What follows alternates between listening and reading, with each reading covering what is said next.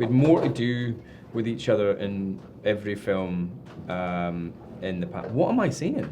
We had more to do with each other, right? So there was more to do with each other with it. Filming of X-classness films. And Happiness did give me.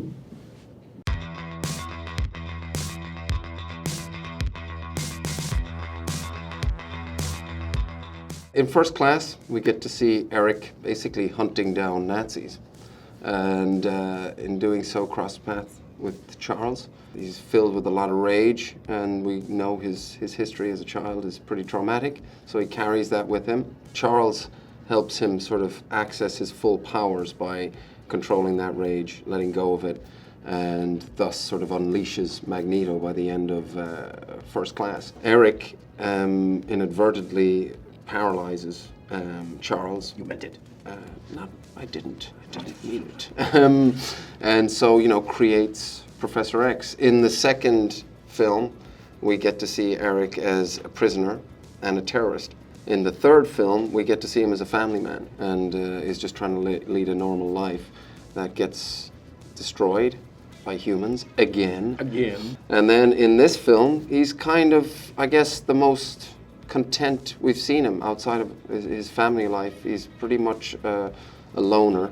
His best friend is Charles, his only friend in a way. And he's kind of reached this point where he's made this compromise. He has Genosha and has this place, but he's pulled out of there in this episode by the death of a friend that he feels like he needs to avenge. He's very Old Testament when it comes to things like that. He believes sort of in an eye for an eye and tooth for a tooth. We've been lucky enough, like Michael's been saying, to take on a big journey over 4 films from a kind of self-interested, small worldview student who likes using his tricks to get ladies, meets his best friend that he'll ever have, and this guy, Erik, Magneto, sort of changes him forever and gives him a hell of a lot of pain and angst and anxiety and trauma that he never had until he met him, and in so doing... That's what all good friends are for. All good friends are for. Would you be my best man? In so doing, kind of helps create Professor X, and then we get to watch him go through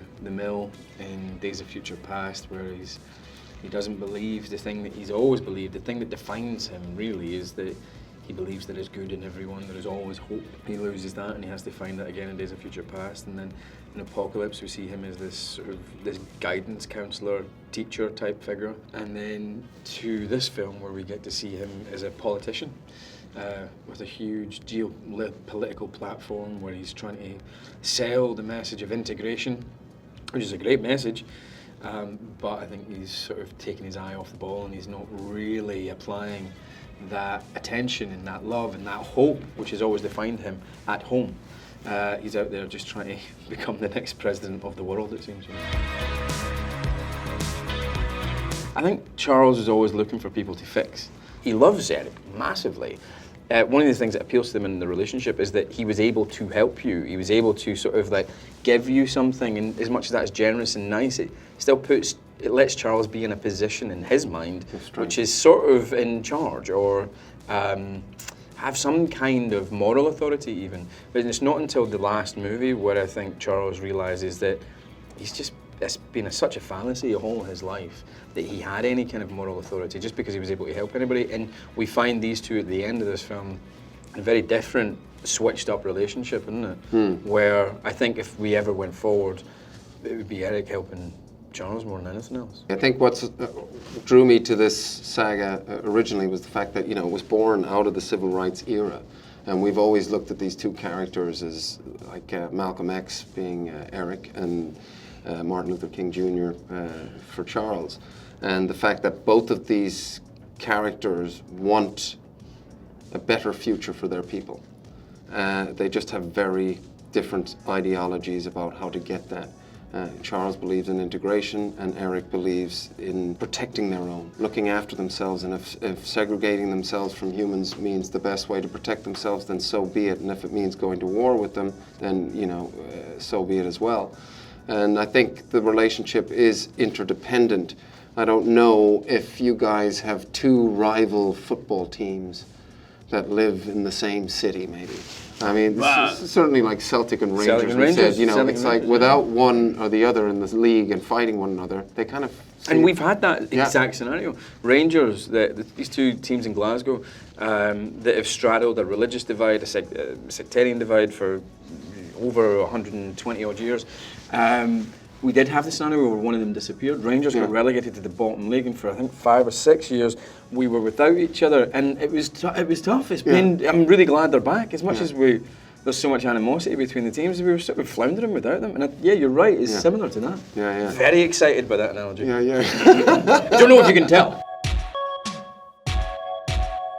It was important to show that those origins were in a very different place from their destination.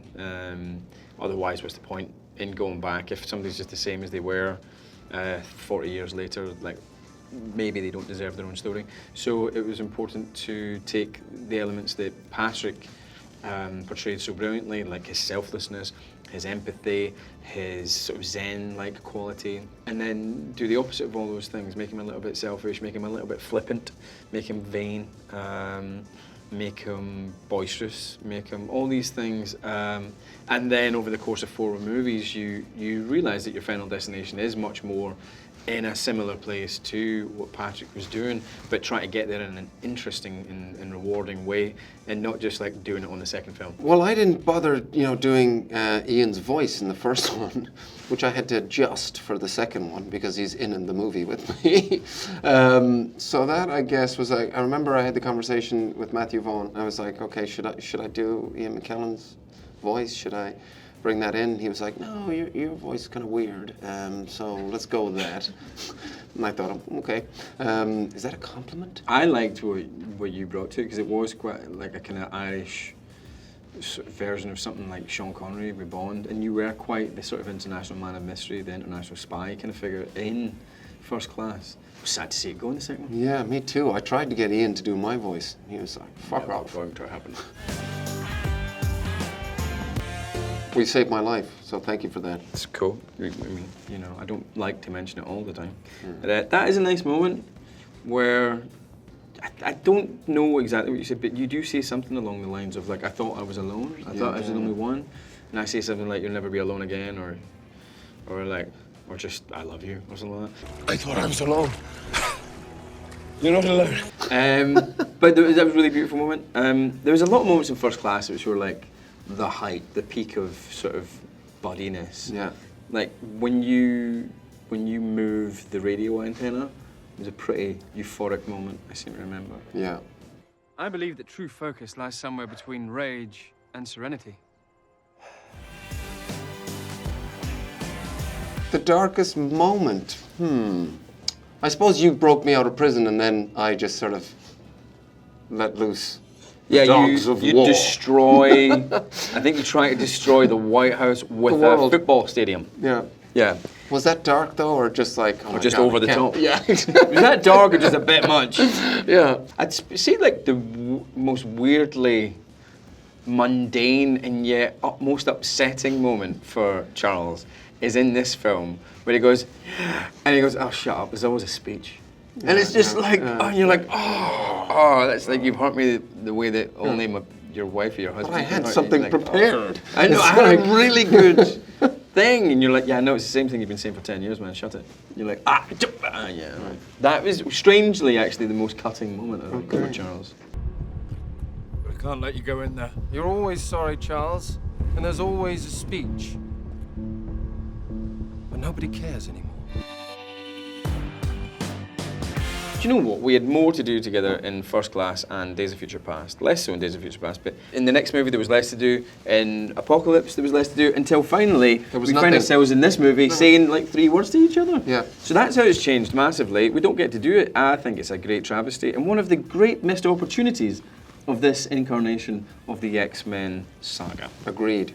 We do get to play a game of chess in this. We do. We come full circle. And have a wee espresso. Yeah. Paris. We'll always have And Paris. almost of Paris, darling. You have the first move.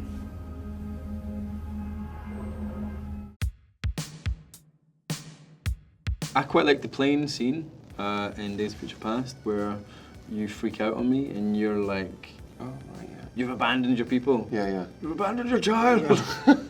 A dingo took my baby. I quite like that scene, and you make the airplane go crazy, and we all nearly die because you're angry. And where that goes, that whole scene that was like, Charles was getting a bit like, oh, I'll have a bit of you, I'll show you. And of course, he's not got the magnetic ability to back that up. Want to pick all that shit up? I like the scene, and it's a pretty simple scene, where I go to leave the mansion in the dead of night. Oh, in First Class? Yeah. That Which we had, we were rewriting that scene quite a bit, weren't we? We rewrote a lot of First Class. Well, no, I mean, Jane did a fantastic job. She did do a lot of fantastic job, but there was a lot of input, I'd say, yeah. Yeah, I think we've had the chance to do that actually in all of them, you know? Yeah, Simon's cool too, to let us sort of tinker around with the He script. sort of invites it. Yeah. He kind of welcomes us in and kind of goes like, right, what do you think? What do you want to add? What do you want to take away? And then if we come up with a bad idea, we'll of course be like, no. But he's been very inclusive, isn't he? Yeah, Very generous. Definitely. With his material. I did meet him at Comic-Con when we were promoting Days of Future Past. That was a great privilege. I don't know what we talked about because I was just sort of in one of those moments like, okay, you know, where you're not listening, you're just sort of saying this is a legend in front of me. So I can't remember the conversation we had, but it was obviously a great privilege. I remember having the same reaction that I've had to a few creators that I've met when I've worked on their material and sort of helped sort of bring it to live action. Just being hugely nervous because I don't want them to go like, that's interesting. Oh, casting against type, are we? Which I've had one writer do to me before. Really? Yeah, it was tough. I won't call him because he's a nice man. I had a moment with a writer too. Oh, really? Fucking writers. No, he was really sweet. He was really nice, and you know, that man's helped create an empire of the imagination, and that's something that is just always going to stick around. That's actually something that stays with me. How sweet a man he was. You know, Yeah. he's such a nice energy about him. Such a positive energy Yeah, and really, a brightness. really generous. Yeah.